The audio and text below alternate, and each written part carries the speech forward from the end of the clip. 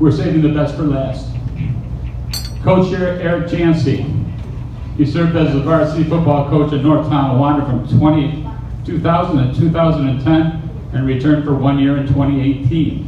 During his tenure, he amassed an impressive record of 89 wins and 27 losses, with his North Tonawanda teams averaging 34 points a game. He led the Jacks to 8 league championships. Right up there with George Vetterisk. Under his leadership, the Jacks won the 2009 Class AA New York State title in the Dome at Syracuse for the first time in school history, and that continues. We've played football in North Tonawanda for 131 years. That season, the team went 13-0 undefeated, outscored their opponents by a whopping 481 to 114. Erik is known for his expertise in running the triple option and optimizing its potential to achieve remarkable results. Better yet, Erik is known for establishing remarkable blends of team discipline, rapport with his players, and always teaching his players life lessons. Besides his North Tonawanda experience, Jantzi has been a coach in the state championship game on 3 other occasions, twice with Orchard Park and once with Canisius High School. He hails from Springville, New York, where he was an outstanding football player who took his skills to Bucknell University, where he was named to the first team Patriot League his senior season. One of his greatest achievements was coaching his son Hunter in the last 2 seasons of his high school career, where he was named All-Western New York and All-State Selection, and won the Western New York Fall Season Scholar Athlete Award. In 1997, Erik married his wife Colleen. They have 2 children, Carissa and Hunter, and presently reside in Orchard Park. Without further ado, please welcome Coach Erik Jantzi to the North Tonawanda Football Hall of Fame.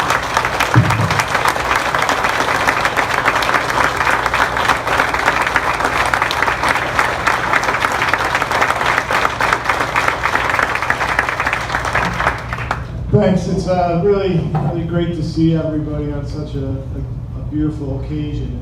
It's been a whirlwind of a weekend. We had a game today at 2 o'clock, and last night the guys cut me up past my bedtime. I went to bed at 8:30 or something. So I decided I better write down some notes. Usually I just kind of wing it, but I'm going to go from there. You know, I've been coaching in a couple different places. When my wife and I moved to Orchard Park, we moved because her father had cancer at the time, and she wanted to get closer to her father. And it was very important for my family and I to do that. But everywhere I've been, there's nothing that compares to North Tonawanda football and what we had going in the 2000s. You know, you go like searching for it now your whole life because you've had a taste of it. You know, we've had success and things like that, but there's nowhere where a community comes together like it does here in North Tonawanda. I mean, I have such great memories of games we played here. I still remember the Jamestown game. You know, the crowd that we had, it was absolutely ridiculous. You know, and all these faces of these kids that I see, it's memories, and that's what I'm blessed with as a coach. And to be able to coach as long as I have, it's not the wins and losses, it's the memories that you form with these kids at very important times in their life. You know, and every one of these guys that are here, I can tell a story that you would probably laugh about. You know, I'm going to save them some of those stories, but just everything. I mean, I've been looking for a film guy like Scooch my whole career since I lost him. You know, I tried getting him to come to Canisius. But it's just having somebody like that today you can count on, you know the job's going to get done. That's the type of support that we had here, and you kind of take it for granted. Now I realize today I'm running around literally five minutes before our game, and I said to Coach K, I'm like, hey, who's running 2 cameras today? He's like, I don't know, find a couple kids, you know, and it's like, we're ready to kick off, and it's a mess, and that's when I think about, oh, where's Scooch? I need to do that. But I was blessed that, you know, people ask me a lot of questions about how we did things and strategy and things like that. But I was blessed to work with, like, start my coaching career with guys that were like my best friends. You know, it was, we got together when I found out that I was getting inducted. They were the first people that I got a hold of. And we decided to get together and have a meeting in our own little location. And we sat there for a couple hours, 2 or 3 hours, and I got home and I told my wife that my stomach was killing me from laughing. We had so much fun. It was like, you know, we never left each other. But, you know, at the same time, you had to have pretty thick skin. You know, I remember the coach from, I think it was Syracuse, came in, he was recruiting somebody at the time, and he was like, do you guys on your coaching staff, like, even like each other? You know, because it was just like a big cut-up session and stuff. And I think that's one of the things that the kids got to see, that we were real people, and we weren't much different than them, you know, and it kind of carried over. And there were stories that were so funny about where, I remember, like, in particular, like, Coach Tom is the most annoying person in the world, right? And when him and the defensive guys used to get together in the office, they would just start attacking me verbally about something, you know, random for no reason. So my defense mechanism at the time was to just stop talking, right? And one time, Coach Tom said, are you SpongeBobbing me? And I'm like, SpongeBob? I didn't know who SpongeBob was. Right? So I get home and Google it, and I see SpongeBob. It's SpongeBob, if you know who he is, you know, and he doesn't talk or anything. And I'm like, oh.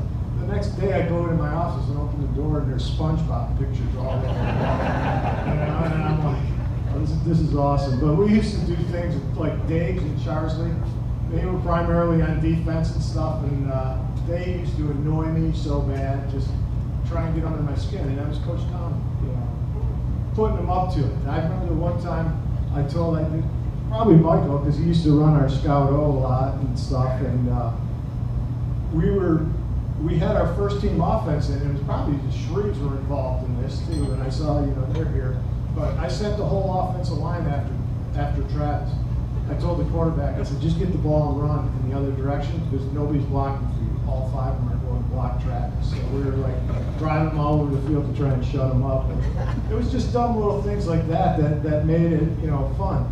But don't get me wrong, when the whistle blew for practice, we were regimented and we had system, and we were prepared to do what we had to get done in that practice. And it wasn't 3 hours long, it was an hour and a half, hour and 45 minutes, but we were working. So I was lucky to get to start with those guys, and that's a little bit of some of the things we did. People ask a lot of questions, you know, I get questions and stuff because I'm so old, I guess it is, you know, how I've lasted so long.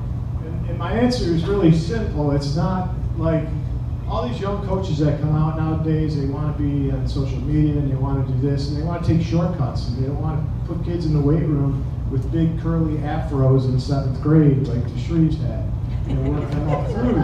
They want the quick fix because you see all this stuff with NIL and things like that.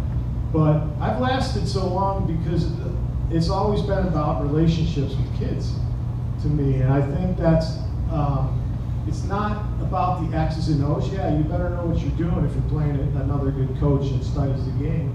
But it's not me writing something on a whiteboard. It's like taking care of little things that kids need to develop into what I get to see now when they're walking around here tonight with their kids. And it's an unbelievably rewarding profession that I'm in. Don't get me wrong, I've studied football, I've watched film, I've seen things come and go. We were really good at triple option, and nobody wanted to face us ever. Nobody had any idea what they were doing to stop it. And that kind of went away, and then people went to spread offenses, and then your quarterbacks are getting killed, and now it's going back to tight ends and RPOs, and I'm like, you know, I think I was talking to Michael the other night, and I was like, the RPOs are like, it's like triple option, but the quarterback, instead of pitching it backwards, is just throwing it over the kid's head, you know, so the more things change, the more they stay the same. But I've tried to remain steadfast, you know, in a universe of like wavering standards, so that I can provide some consistency to kids, and they certainly still need it. You see things, when you're around as long as I am, you've seen a lot of things that drive your tractor to work day, or drive your tractor to school day on homecoming, and a severed penis that I was made to look at because it's a long story. Yeah, I thought one of our players at the time had taken a helmet to his groin, and it was not a helmet to his groin, it was a pretty nice injury. Anyways, yeah, so you can't make that up, right? How's the game changed? The transfer portal, NIL, and stuff like that. It's very, our running back is a junior this year. He will make more money before he steps foot in college in NIL money than I will have made my whole life. That's how the game has changed. And you see these kids bouncing around, and it's not necessarily good for their education and their games. It's because they're not getting degrees coming out of college, and that makes me sad. All right, but our running back's agent is Von Miller's agent. So we're talking about a kid who just turned 16 years old.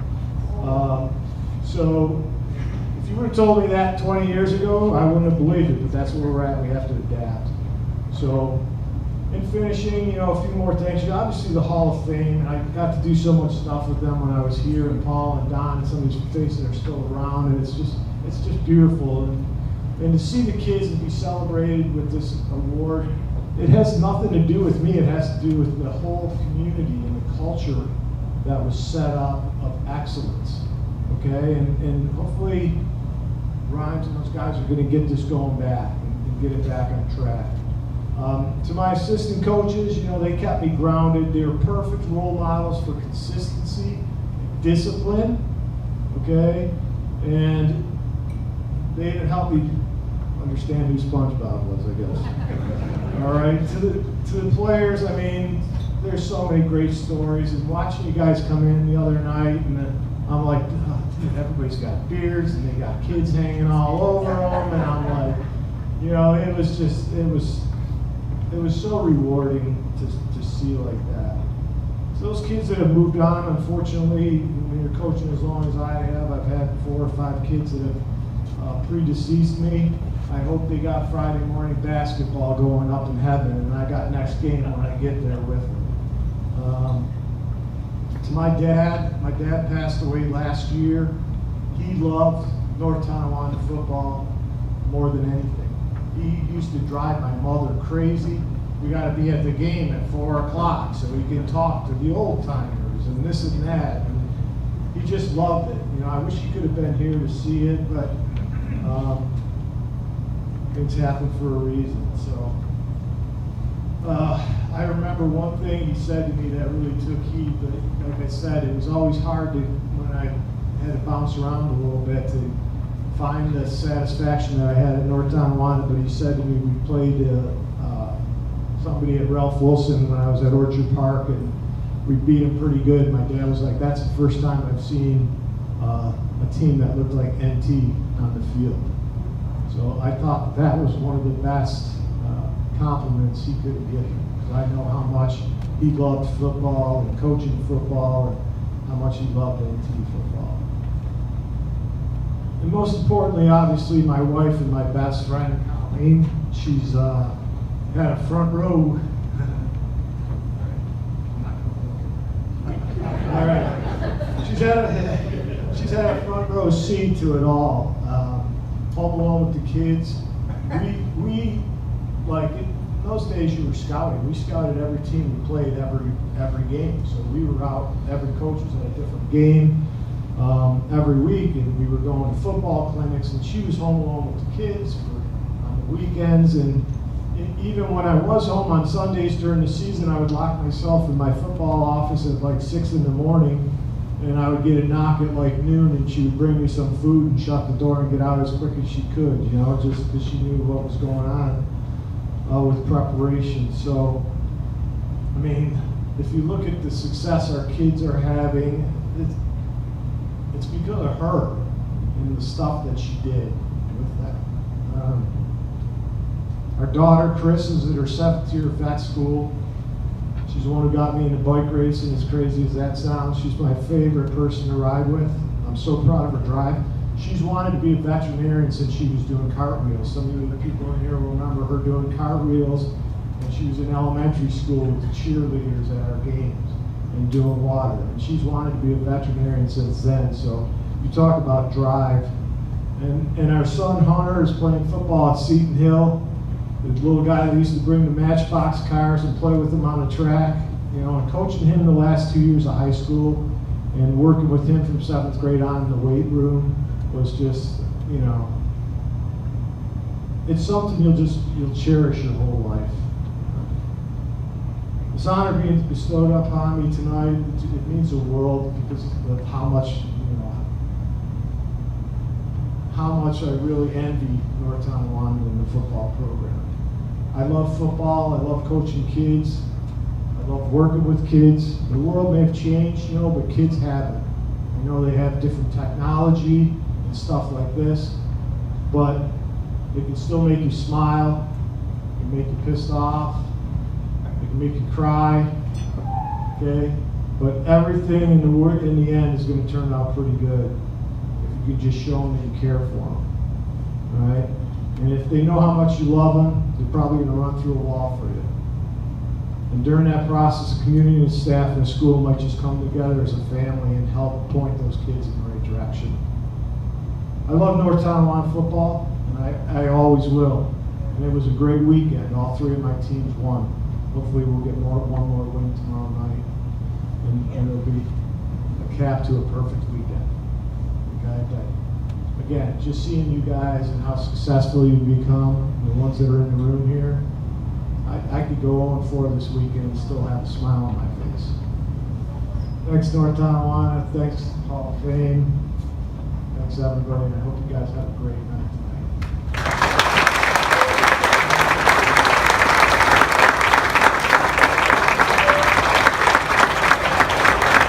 One more time for Coach Erik Jantzi.